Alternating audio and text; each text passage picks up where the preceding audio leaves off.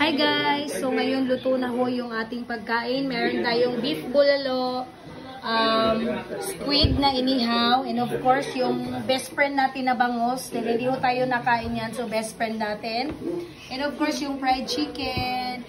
Here's Kiana and Ate Blessing. Oh. Yan po dahil guys, ang mga unay dire. Hi everybody!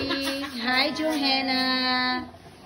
So time to eat. Shoutout sa aking cousin guys, Gao Dodoy, for preparing our foods and also adding. Salamat!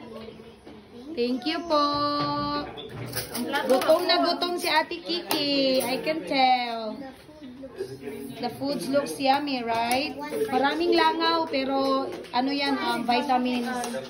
Uy, mga una! Here's Kuya Yang Yuhan, our future doctor. Sayagang, call, Papa!